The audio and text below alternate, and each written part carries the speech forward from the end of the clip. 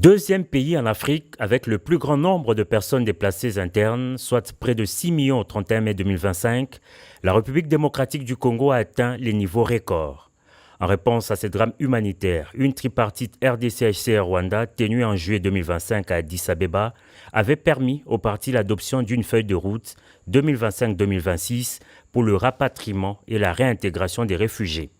Et c'est pour s'assurer de sa mise en œuvre que le haut-commissaire des Nations Unies pour les réfugiés en séjour à Kinshasa a été reçu ce mardi 26 août 2025 par le président de la République Félix-Antoine Tshisekedi Tshilombo.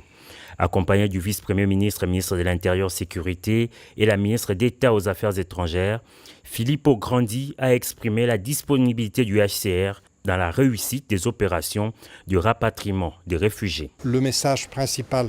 de notre côté, c'est qu'on est là, on est présent, on est à votre service pour que tout cela puisse se faire de la manière la plus efficace et la plus correcte.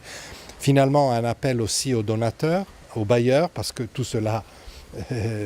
coûte des ressources, a besoin de ressources pour être fait. Elle est urgente parce que les réfugiés, mais d'ailleurs les Congolais aussi qui sont déplacés ou qui vivent dans leur pays, mais qui vivent dans cette situation difficile à l'Est, souffrent beaucoup. Donc il faut que maintenant les initiatives politiques se traduisent dans des bénéfices concrets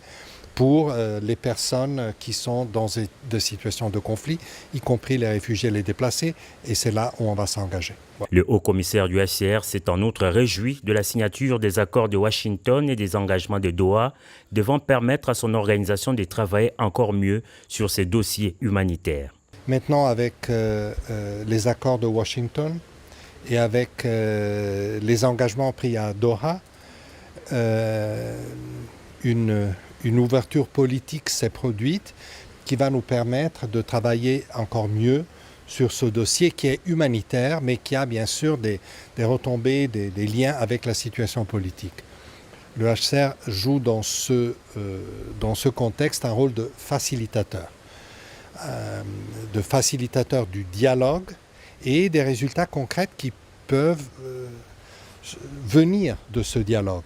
Il faut préciser qu'en complément à ces initiatives de paix, la France organisera à Paris en octobre 2025 une conférence internationale sur la crise humanitaire en RDC. Des assises qui voudraient associer toutes les parties prenantes régionales afin de créer un espace de dialogue sur les causes profondes de la crise et surtout mobiliser la communauté internationale afin de venir en aide aux personnes déplacées de force dans cette partie du pays.